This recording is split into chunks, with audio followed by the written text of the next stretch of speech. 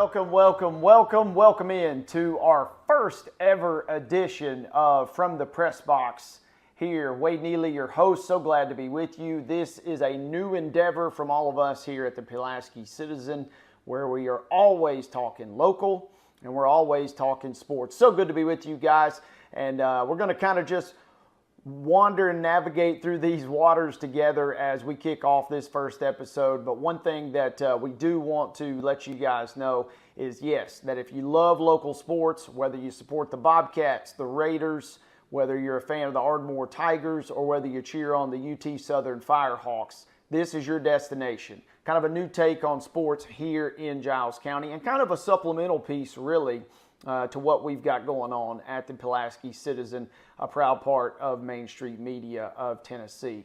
For those that don't know me, my name is Wade Neely, and I've covered the Bobcats and the Raiders going on 20 plus years now, serving as the voice of the Giles County High School Bobcats. This show's dropping Thursday morning. They will kick it off tomorrow night. I'll be entering my 14th season as the voice of the Giles County High School Bobcats. Chris Bledsoe will be joining yours truly. Mark Mize and Jennifer Hawkins will have live coverage of Richland and Lincoln County. All those games can be heard on Pulaski Citizen Live, and it's going to be very, very exciting. Kind of just running down.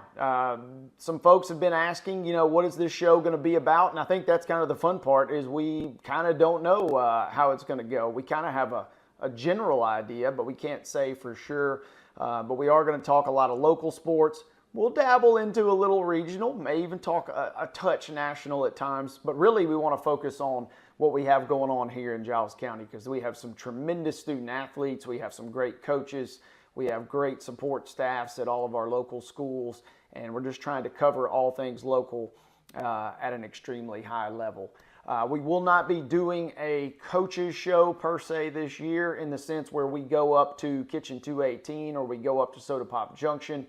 Both proud sponsors last year and proud hosts for us last year. And we're so excited that we were able to be working with them last year. But really, this is going to kind of replace that in a sense. This will be a destination. Coming up on the show today, we're going to hear from Richland Raider quarterback Bryce Miller. Had a great sit down with him, as well as junior running back Andrew Huff.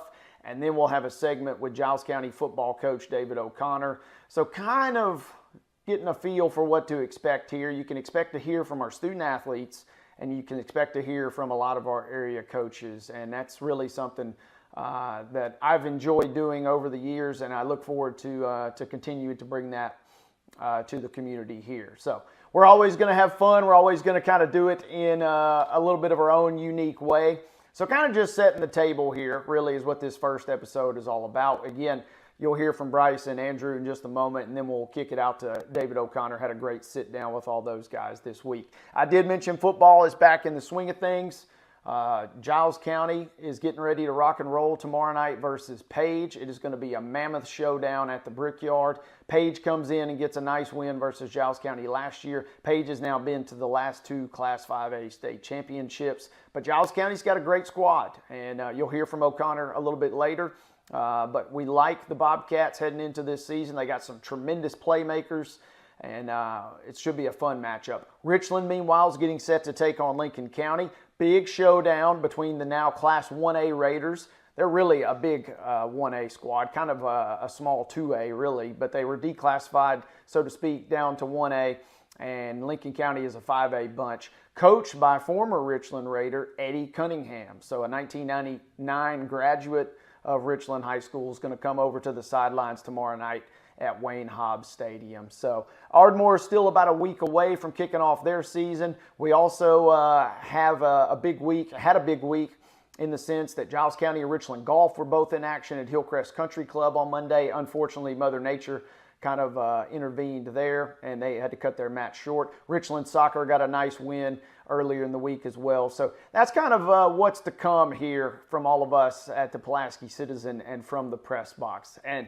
kind of done this intro thing for about as long as we really need to do. What I know everybody really is looking forward to is hearing from our special guests. On the other side of this timeout, we will sit down with Richland Raiders senior quarterback Bryce Miller and his junior tailback Andrew Huff. We're back. You're listening and watching from the Press Box with Wade Neely, right here, a part of Main Street Media of Tennessee. The Natural Gas Department of Pulaski is here to help you save money. Natural gas is safe, efficient, and cost-effective. It's up to 50 to 60% less expensive than electricity for home heating. Plus, it's clean and efficient, so you can feel good about your choice. Call us today for service or visit our website to learn more. Make the switch to natural gas and start saving today. If you're looking for a new job, let M&M Staffing be your guide. With over 20 years of experience, we know how to connect great people with great opportunities. We work with over 80 companies, so we're sure to find the perfect job for you. Our team is dedicated to helping you succeed, and our high customer satisfaction rate proves it. Ready to get started? Visit us at mnmstaffing.net or give us a call today at 931-347-4255.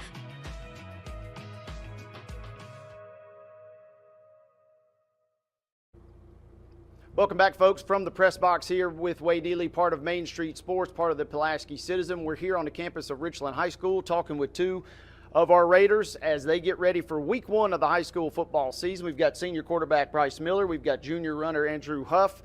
And, fellas, I don't know about you guys, but I'm ready for football on Friday night. Bryce, we'll start with you. First of all, thank you for being on the show this week with us, partner. Kind of as best you can, individually walk us through what you were working on this offseason to try and get you ready for your senior year.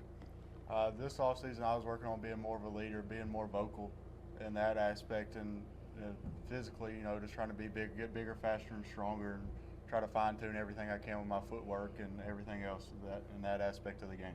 We had the last time we saw you most of us saw you was on the baseball diamond. How quickly did you kind of jump into the football preparation? Because we know Richland had that great baseball run this past year. It wasn't long. I normally take about a 1 to 2 week break, and then I'm right back into working out and getting ready for football. So it's a pretty quick turnaround from baseball to football. Absolutely, and you guys had that tremendous run, which was fun to cover. Let's check in with Andrew here, who I've been seeing a lot and hearing a lot about over the offseason. Andrew, you're coming into your junior year. And I'm going to ask you the same question. Individually, what did you make it a point of emphasis to work on individually this year? Well, as far as preparation goes, we got a new running back coach, and he really emphasized vision and footwork for us. So I've been working on my vision through cutting and quick feet. You've been working on the vision. Safe to say, kind of like Bryce said, working out still, getting stronger. Seems like you definitely put on some pounds in the offseason. Kind of how did that physical preparation, in a good way, of course, how did that physical preparation go for you this year? It went well. Just doing the same things over and over again gets pretty repetitive, but it'll pay off. And you guys have been grinding it out through the spring practice, grinding it out through the summer. The last couple of weeks, are you getting kind of stir crazy? Are y'all ready to hit somebody else for a change this Friday night when you take on Lincoln County? Yes, sir. We're definitely building up a lot for them. And after this past Jamboree, I think we have a lot to look forward to and get better on. I'm going to ask Bryce the same question in a second, but I want to ask you first, Andrew. What does Bryce bring to the table as a leader and as a senior quarterback, knowing that you guys are going to be working so closely in the backfield together? Well, his leadership, as far as I feel like our whole team listens to him really well, and he takes control of our moments, and that's what we definitely need in certain situations. Absolutely. So now, let's flip the script here. A chance for you to comment, Bryce. What does Andrew bring to the team? We know he's a hard runner. We know he's a hard worker. But from a leadership standpoint, especially now going into his junior year, what have you seen out of your running back?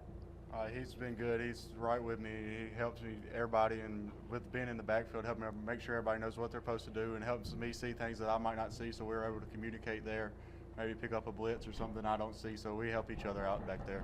So as this offseason has kind of gone along, and as you guys are getting ready for Lincoln County, how much of the preseason was getting ready just in general, and how much over the last couple of weeks has kind of been getting ready for Lincoln County this Friday?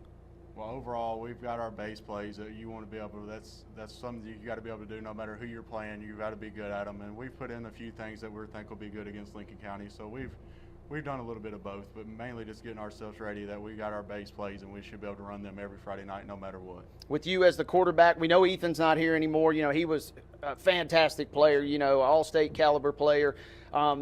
Probably not going to be able to truly replace him, but who are some other guys that you're working with and y'all are trying to build on and maybe even rely on this year to try and find that production, I guess maybe even receiving the football? Yeah, we've had a couple guys that's really stepped up and made strides in the receiving game. So we'll definitely have a more spread out receiving game this year. We'll get the ball to many different guys. I think we got the most playmakers we've probably ever had since I've been here. So it'll be good to get the ball in guys' hands and let us see what they can do. I was reading Mark Mize wrote a great preview about you guys, and he's rattling off all the receivers. What is it like for you as a quarterback knowing you have 3, 4, 5, 6, 7, 8, 9 guys maybe to go to? If one guy's maybe not having his best night, that you can find someone else that can get the ball upfield. That's big because so the defense can't focus in on one guy. So we got many guys that we can go to, which makes it harder on them, which opens everything else up and makes it a whole lot easier on us. No doubt about it. Andrew, I want to ask you, with a talented quarterback being able to throw the ball as well as he does, what are you most excited about when you do get your number called and you know that you're about to crush somebody on one of those big bruising runs? Well, it's like he said, if we're able to pass the ball well, it really spreads the defense out. And whenever we can spread the defense out, that opens up our runs and makes us unpredictable as far as passing and running goes. And if we don't have just one guy making the plays, you never know who's going to hit you.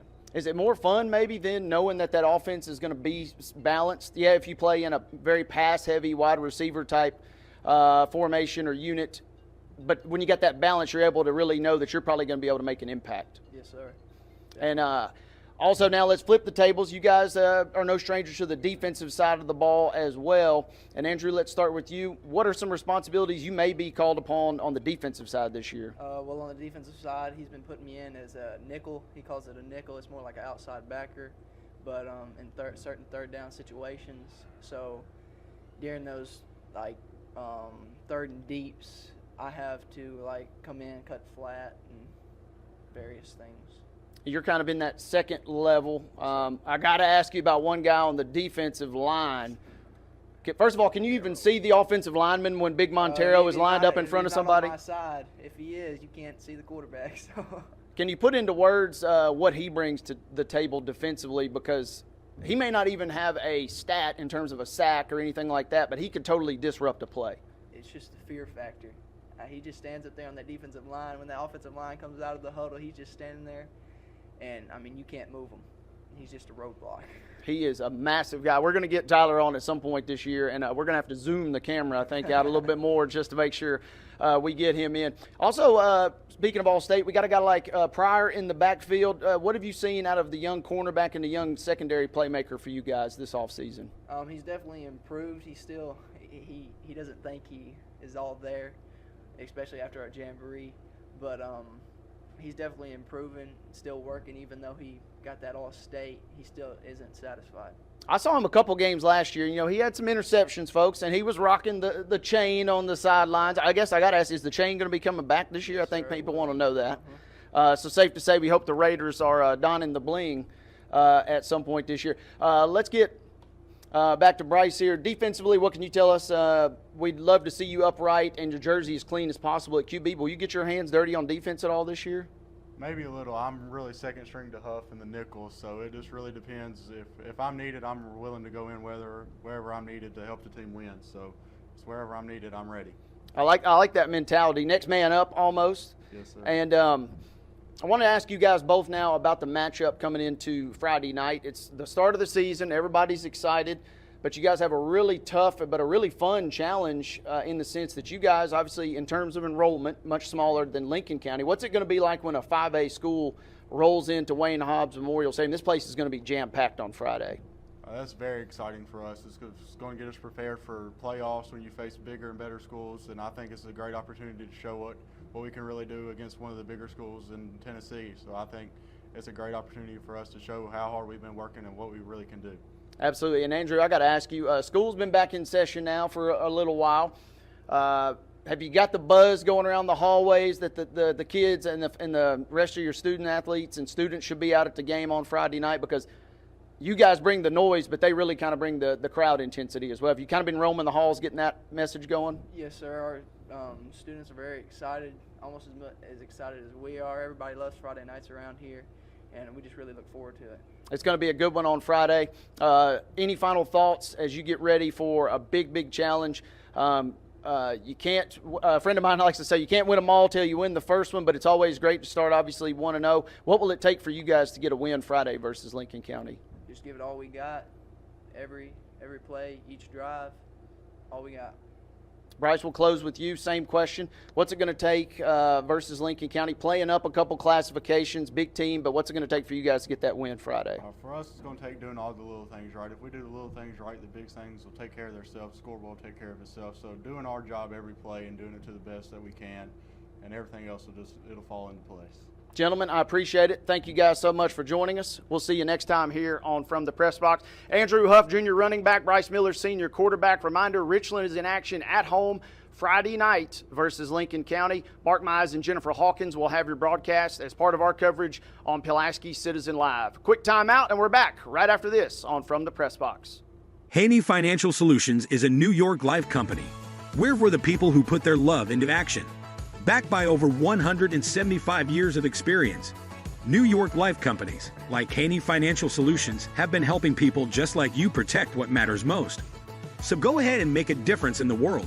Visit NewYorkLife.com or call us today at 931-363-6490.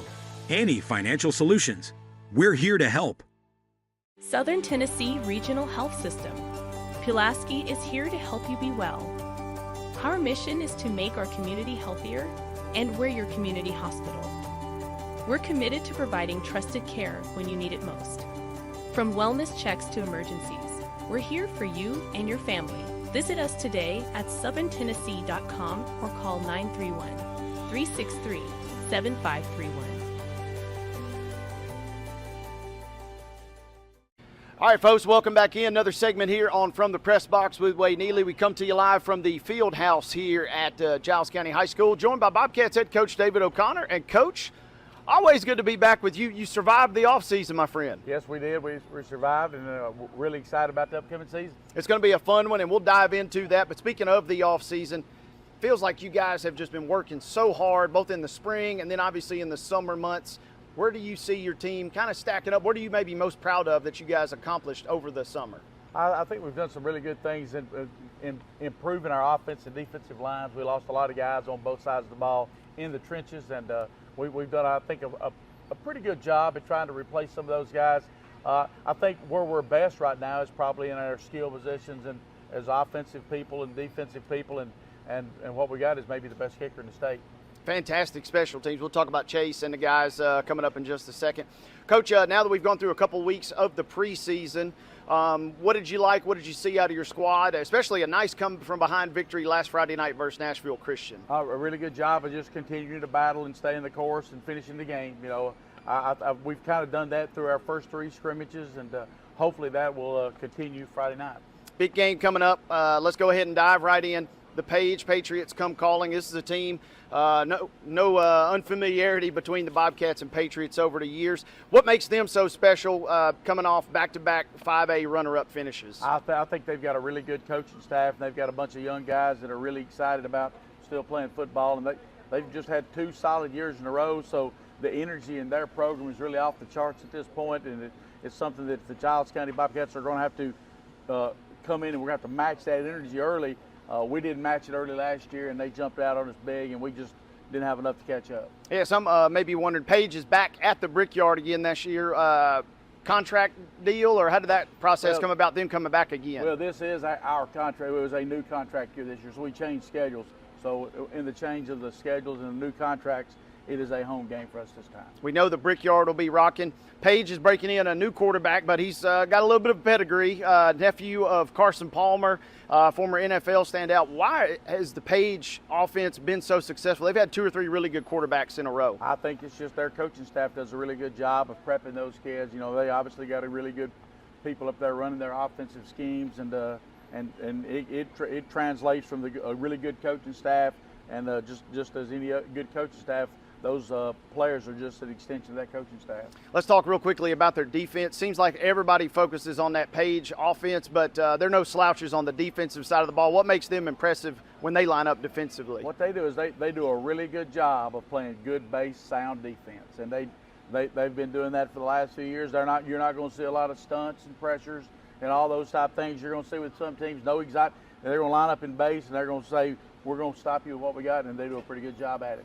How will you guys try and attack that base philosophy? You mentioned playmakers. The Bobcats have a great number of playmakers this year.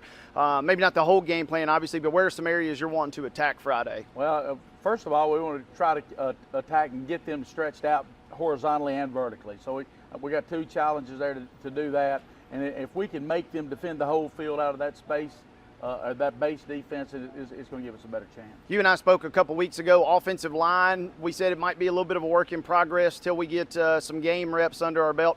Where does the offensive line rank in your mind, and if you had to give them maybe a grade today, and what have you seen that you like out of them? I think we're a solid C at this point. I think we've got a couple of guys on there that are playing really well, and we've got some other guys that are improving that just hadn't got where we need them to be yet.